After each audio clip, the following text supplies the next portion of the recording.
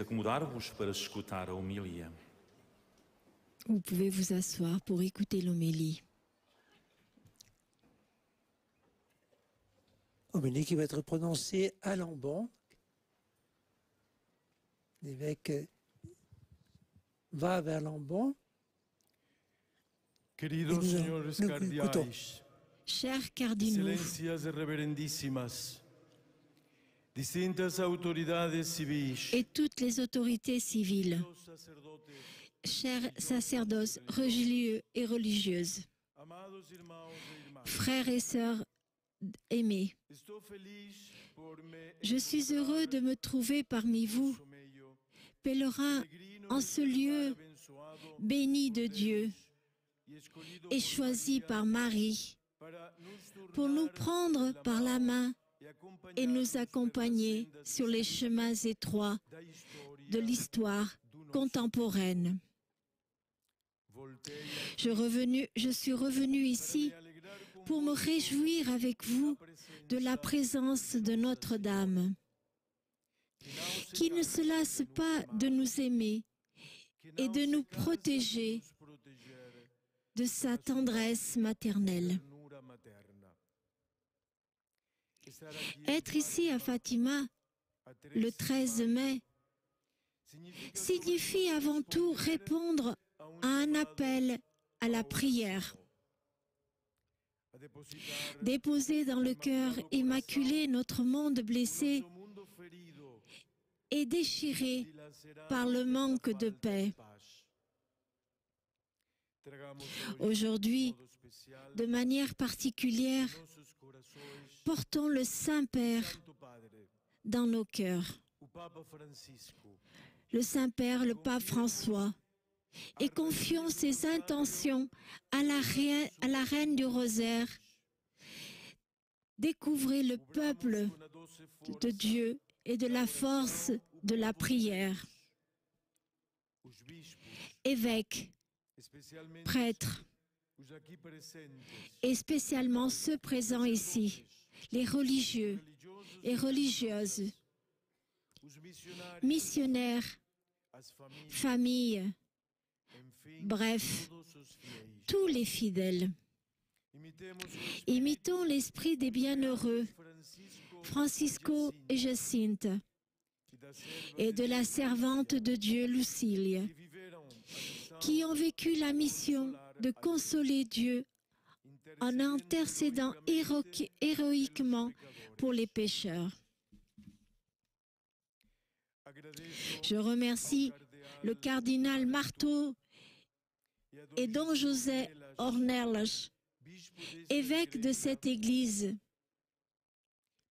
pour leurs cordiales paroles de bienvenue. Et je salue avec joie l'épiscopat portugais et les communautés chrétiennes du pays. Un salut respectueux aux autorités civiles présentes à cette célébration. Et dans l'étreinte fraternelle que je vous apporte, je vous transmets le salut et la bénédiction du Saint-Père, en particulier à ce diocèse et à cette ville, qui se réjouissent aujourd'hui en la solennité du 13 mai, après 2 ans de limitation imposée par la pandémie. Je souhaite adresser une pensée particulière aux pasteurs et aux populations lusophones du monde entier. Que la Sainte Vierge continue. Nous avons ici 124 groupes du monde entier. Je veux saluer spécialement toutes ces familles, tous ces Portugais dans le monde entier, et qui sont ici 124 groupes. Que la Sainte Vierge continue à protéger le Portugal, à préserver le Brésil, à bénir l'Angola,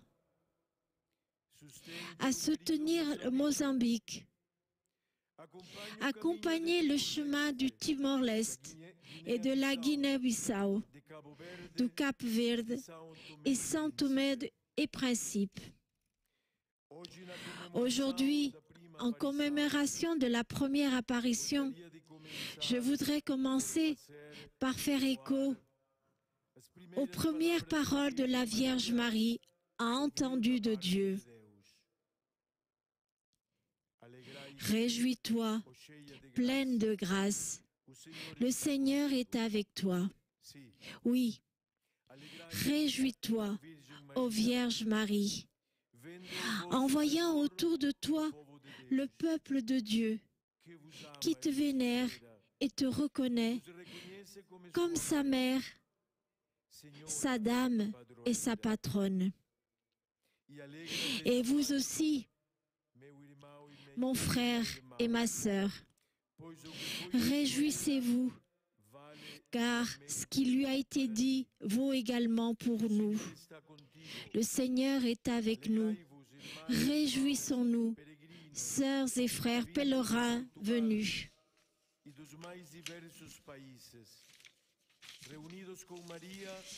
du Portugal et de tous les pays les plus divers, réunis avec Marie autour de l'autel de Dieu. Car embrassant le Seigneur, il n'y a rien à craindre. Même en ces temps difficiles, malgré par le fléau et la guerre et le virus de la pandémie, réjouissons-nous. Non, pas dans le monde, mais dans le Seigneur, car il est fidèle à ses promesses. Réjouissons-nous, parce que nous l'a rappelé la première lecture. Dieu renouvelle toutes choses, et aussi parce que dans son œuvre de renouveau pour l'Église et le monde, Fatima occupe une place prépondérante. Le Saint-Père l'a souligné et renouvelant le 25 mars en union singulière avec ce lieu, la consécration de l'Église et de l'humanité au cœur immaculé de Marie. Dans cet acte, j'ai voulu rappeler à la Vierge, invoquée comme reine du rosaire, quelques paroles inspirées du message de Fatima. C'est Dieu, je cite, qui t'a donné et placé dans ton cœur immaculé un refuge pour l'Église et pour l'humanité. Et au début de ce mois marial, il a demandé de réciter chaque jour le chapelet pour la paix. Notre-Dame apporte la paix. C'est pour nous donner le prince de la paix et redonner vie à l'humanité que Marie est venue au monde. Aujourd'hui, l'Évangile nous parle précisément du don de la vie. Au milieu de la foule, une femme élève la voix pour dire à Jésus: « Bienheureuse celle qui t'a porté dans son sein et qui t'a nourri au sein. » Cependant, la réponse du Christ est surprenante. Il dit: « Heureux ceux qui écoutent la parole de Dieu et la mettent en pratique. » Pourquoi le Seigneur semble-t-il ne pas soutenir les louanges faites à sa mère? Parce qu'il veut nous emmener plus loin. La voix qui s'était élevée de la foule exaltait la maternité physique de Marie, qui avait porté dans son sein et allaité précisément celui qui prononçait alors les paroles de vie. Ce n'était pas un petit. ce n'était pas un petit compliment. Le 4e commandement, le premier de la série, qui régit les relations entre les hommes. Commandez d'honorer la mère et de féliciter Jésus pour son unique lien de sang destiné à invoquer le lien le plus cher humainement, le plus cher. Mais c'est précisément que Jésus-Christ fait un passage novateur. J'oserais dire révolutionnaire. Plus heureux que celui qui accueille la vie physique et celui qui accueille en lui le Verbe divin. Plus heureux que celui qui nourrit un corps et celui qui incarne la parole en la mettant en pratique. Il y a un lien nouveau, un supérieur à celui à la chair et du sang. C'est le lien de la foi. Or, si vous contemplez Marie, c'est précisément ce que Jésus souligne aujourd'hui. Dans l'Évangile, c'est comme il disait, « Ne louez pas ma mère,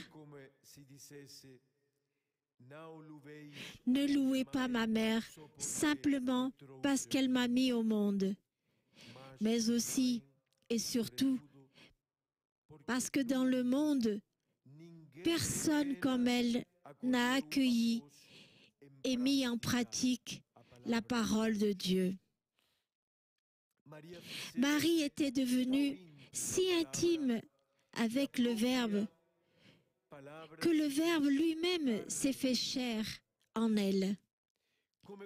Comme aimaient à le dire les pères de l'Église, elle a conçu le Verbe dans son âme avant de le concevoir dans son sein.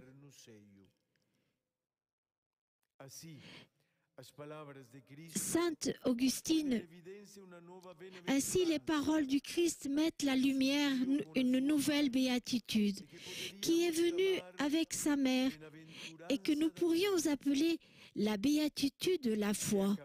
Et à sa tête la lignée des bienheureux, c'est Marie. Ce n'est pas par hasard qu'Élisabeth, dans l'évangile de Luc, toujours dans l'évangile de Luc, en référence à l'acceptation de la parole, fut accueillie par Élisabeth comme une béatitude similaire.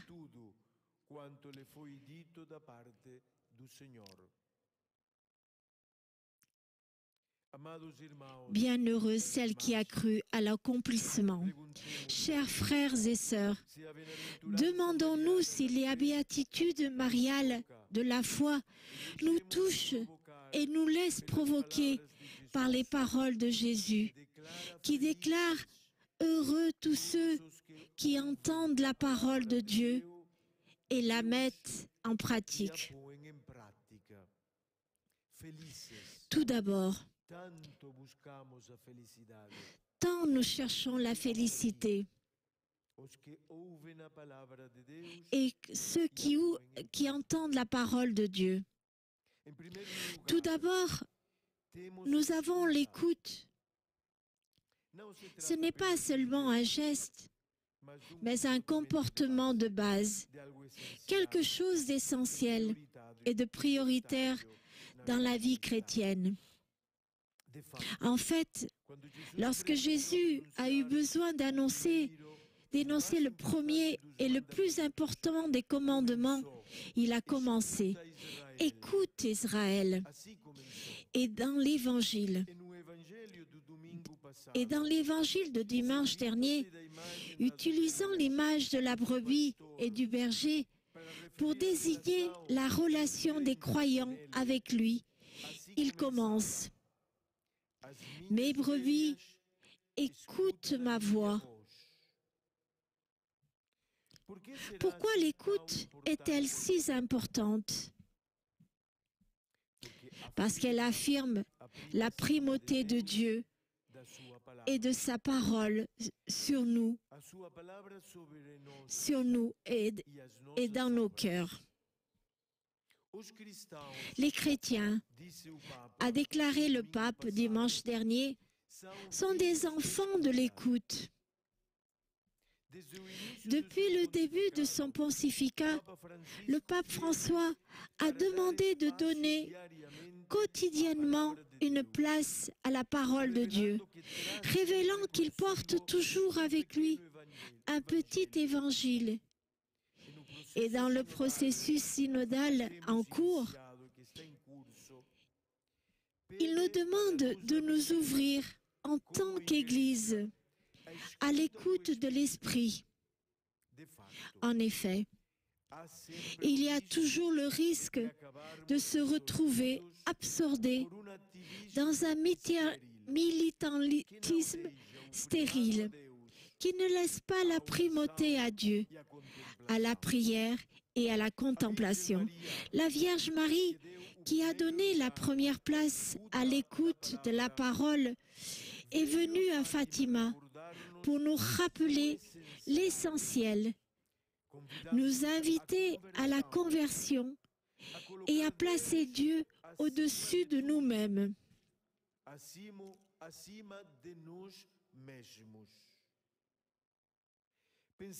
Pensons aussi à la sous-valorisation de l'écoute dans la famille,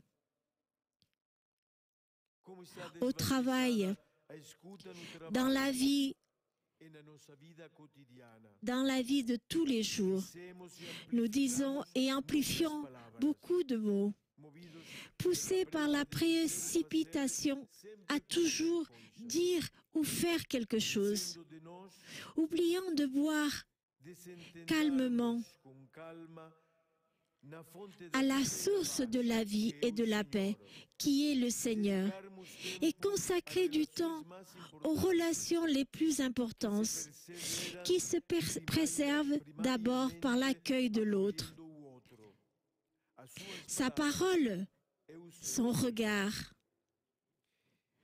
Même au niveau international, pensons à quel point il serait important d'écouter les raisons de l'autre et de privilégier le dialogue et la négociation. Seule voie d'une paix stable et durable. Au lieu d'agir en s'inspirant de l'avidité et de la hâte poursuite de ses propres intérêts. L'écoute, faite de silence, qui ouvre le cœur, aide à calmer les ressentiments et les rancunes et à retrouver le chemin de la paix. Beaucoup aiment le silence qui se respire à Fatima. C'est le silence de l'écoute, la porte de la foi.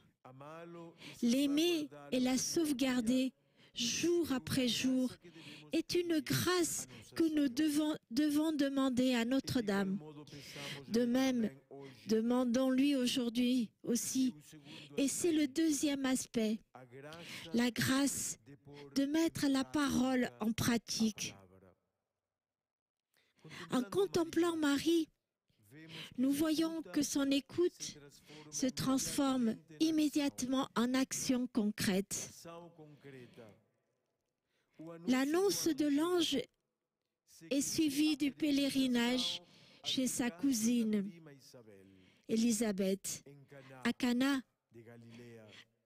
en Cana de Galilée. Dans une phrase de Jésus, il entrevoit une possibilité suffisante pour inviter les serviteurs à faire tout ce qu'il leur dira. Depuis la résurrection, nourrit l'annonce de Pâques. Gardons les disciples dans l'unité par la prière persévérante et unanime. Pourtant, la foi de Marie ne se limite donc pas à une écoute accueillante, mais devient une vie pratique. Elle tourne dans le zèle dans la charité, témoignage concret, persévérance pour nous tous. Aujourd'hui, nous sommes tentés de tout gérer, y compris la foi, selon les émotions changeantes du moment. Au contraire, Marie nous montre qu'il faut du concret et de la persévérance. Fatima nous y invite, chers frères et sœurs. Être ici le 13 mai, c'est aussi souhaiter que le message de Fatima soit non seulement pertinent d'un point de vue religieux et historique, mais qu'il se traduise en pratique, personnellement, dans notre vie quotidienne, de chacun de nous ici. Notre-Dame cherche des enfants qui prient et qui aiment et s'offrent pour les pécheurs, pour la paix et pour la conversion. La nôtre est celle de beaucoup de nos frères et sœurs qui ne croient pas, n'adorent pas, n'espèrent pas ou n'aiment pas. Elles sont impressionnantes, les paroles dites par Notre-Dame le 19 mai 1917.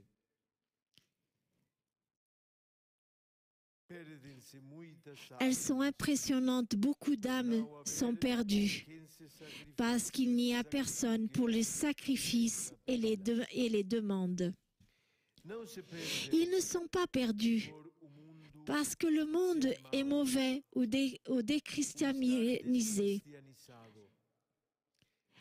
Marie ne pense pas en termes négatifs et accusatoires qui, avouons-le, sont souvent confortables.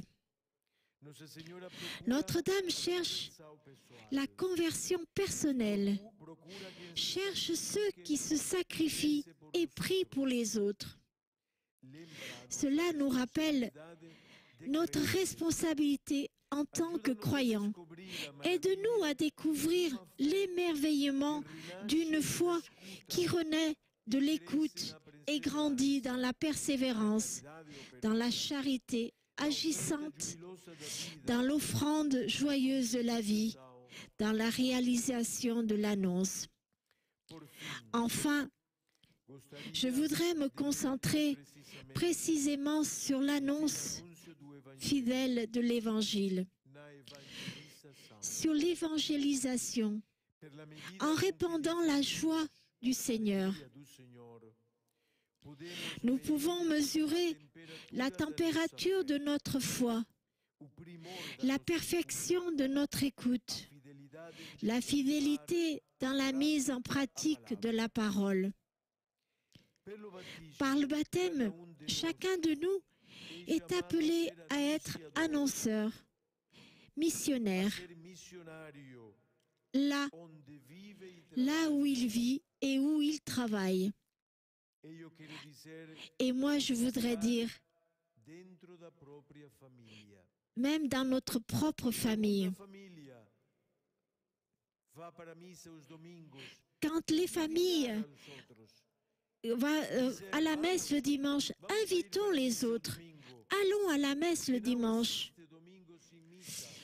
Il n'existe pas de dimanche sans messe. Allez et prêchez, Jésus a dit à la fin de l'Évangile. Marie aussi a mis cette parole en pratique et ne se lasse pas de nous visiter, de nous consoler, de nous accompagner pour faire grandir l'espérance de Dieu parmi nous. Imitons-la. Imitons-la aussi de nous accompagner pour faire grandir la présence de Dieu parmi nous. Comme s'ils étaient confiés par la Providence, tous ceux qui n'ont pas encore fait l'expérience de la rencontre vivante avec Jésus-Christ.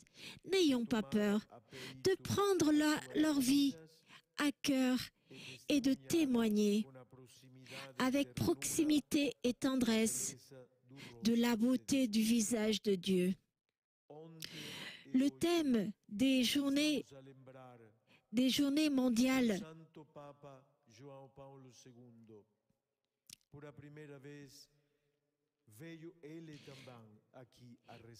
nous nous rappelons notre pape qu'il est venu la première fois ici et c'est lui qui a mis son pontificat et il a demandé « N'ayez pas peur, n'ayez pas peur d'être croyant, n'ayez pas peur d'ouvrir votre cœur, ouvrez vos portes, ouvrez les portes de nos cœurs et de notre vie. C'est le Sauveur du monde. » Et nous prions pour lui et nous demandons à Saint Jean-Paul II, chacun de nous ici présents, aujourd'hui. Journée mondiale de la jeunesse qui auront lieu dans ce pays l'année prochaine et Marie est levée et est partie en hâte. Chers pèlerins de Fatima, levons-nous et allons vite à la rencontre de ceux qui nous entourent. Rêvons d'eux et avec l'aide d'eux. Ne nous lassons pas de bâtir une église au visage jeune et beau, qui brille quand il est missionnaire, quand il est accueillant, quand il est libre, quand il est fidèle, pauvre de moyens et riche d'amour. Que la Vierge de Fatima vous bénisse à vous tous. Amen. Merci à Marie-Josée pour cette traduction.